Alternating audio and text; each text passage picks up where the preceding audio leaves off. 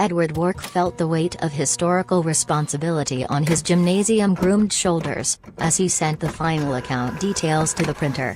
He took the paper, machine warm, and paper-clipped it to the other documents in the dossier he was compiling concerning the transactions of the top military officers' armory invoices. He locked his briefcase and left the office. As he placed his palm neatly on the hand facsimile on the hand scanner, a ritual necessary to enter and leave the UN headquarters, his secretary chirped. "What's up, Ed?" Everything. "What mean? What's wrong?" Everything is wrong. The hand scanner beeped its approval and Ed, leaving the building, observed one of his colleagues, a formidable corporate lawyer, swiping his entry pass and pushing through the turnstile. Wark waited a moment watching the lawyer place his briefcase and shoes on the conveyor belt and pass through the X-ray arch. The machine beeped. He had forgotten to remove his belt. The security guard brusquely attempted to pass his wand over the lawyer. The lawyer, already aware that his belt was the cause of this hold-up, tried to palm off the security guard but to no avail. The security guard insisted on passing the wand over the lawyer's shoulders and back, stomach, legs and groin before saying, "It's probably just your belt. Would you mind removing it for me, sir, and passing through the machine again?" Wark waved at the lawyer as he passed by the final exit security desk with his pass held high and left the building. The lawyer was too distracted to respond. Wark headed for his vehicle, still chuckling to himself. It was hot. Too hot. Wark was aware that he was already sweating profusely. Though California-born and bred, he still couldn't adjust to the intensity of the African summer. He put the air conditioning up to 11 and drove slowly towards the main gates, allowing for a train of decrepit, antique buses to pass through into the compound. They were the refugee transport vehicles, headed for Ghana later in the day. Good luck to them, he thought as he began to peel away into the streets of Monrovia. He tried to find some news on the radio but to little effect. Mostly just static and pop music. He let it play. Driving along the city streets, the wreckage of a never-ending war piled up around him. He found it difficult to concentrate. He heard shots in the distance, mingling with the honking of car horns, as seemingly permanent as bird song. As the crow flies, it wasn't far to the Monrovia military residential compound.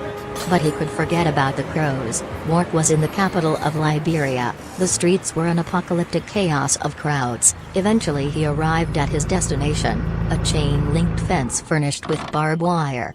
More security and more guards with guns. Wark knew them to be AK-47s. The AK-47 is a selective fire, gas-operated 7.62 by 39 mm assault rifle. It was first developed in the Soviet Union by Mikhail Kalashnikov. Indeed, it is also known as a Kalashnikov. Wark's work required a detailed knowledge of such weaponry, and as he pushed the button for the automated window of his car, he thought of how even after 6 decades this particular automated rifle had remained the most widely used and popular assault rifle in the world. Its durability, low production cost, and ease of use had secured its place on the throne. Furthermore, it had been manufactured in many countries and had seen service with armed forces as well as revolutionary and terrorist organizations worldwide. He handed the man with the iconic weapon an envelope containing $50 American through the window. The man nodded approval and waved him through into the residential compound. The sky was the color of a cigarette-stained wall, and driving through the gated community was like entering a mirror. He wound his way through the dusty streets, so suddenly calm. He flipped open the folder on the passenger seat to confirm that he was approaching the correct address. After pulling up to the low detached building, he left his vehicle, feeling his sweat-soaked shirt peel slowly from the leather seat. The steps of the porch sunk as he stepped up to the door. Something reminded him that what a barbed wire fence meant to the rest of the world was a meaning worth less than nothing in Monrovia. He knocked. There was no answer. He knocked again, this time introducing a touch of aggression. Still nothing. He could see a shadow moving through the thin lace curtains. He would not shout. In other parts of the city this could get a man like him killed. Speaking calmly through the letterbox, he said, "My name is Edward Wark. I'm with the United Nations. and I just want to talk. The door cracked open. My husband is not here. Do you know when he will be back? No. She snapped sharply, struggling to keep eye contact with the American. Do you know where he is? He died. Oh. Well, I am truly sorry for your loss. When did this happen? Ed felt a weight form in his stomach and her eyes remained fixed on the terracotta vinyl floor. Can we talk about it? Anxious over her lack of cooperation, Ed reached into his pocket. What are you doing? I don't want your money. Please go away. Ed saw the door slowly closing and quickly stopped it with his foot. Please, this is urgent. I have no quarrel with your husband. I just need to know a few things. Please, this could help to put away some terrible people. Please, tell me, how did your husband die? He was gunned down in Jork Penkin Market. Why did this happen? Please help me. I am hunting the real source of all this misery. So you don't understand. There is no source here. Everything is misery. No one brought the misery here. It just is. But, the gun runners. Do you know anything of a Mr. Creek? An American like myself. The door opened up eventually. Come in. She sighed. Ed stepped into the house. The screen door snapped satisfyingly behind him. He followed the widow down the narrow corridor and into a small living room at the back of the house with large open windows. The widow gestured toward a wicker chair. Ed sat down, placing his folder on the nearby table. The evening blew in on a warm breeze, gathering around them and animating the edges of the paper-clipped documents, the evidence inside impatiently waiting to be revealed. Would you like a drink? The widow asked. My husband and I used to enjoy Campari and soda at this time. That would be great, thank you. Wark watched as the widow took a half bottle of Campari from a corner cupboard and placed it on the table. I will be back in a moment, she said. Ed looked out onto the dry lawns of the gated community and watched as some children raced their BMXs over the crest of a hill. The raspberry red liquor shone elegantly translucent, the color popped within the shale dust room. He knew Campari, a Milanese aperitif, its color like that of children's boiled candy, its taste as bitter as gall. The widow returned with 2 highball glasses filled with ice and a liter bottle of soda water.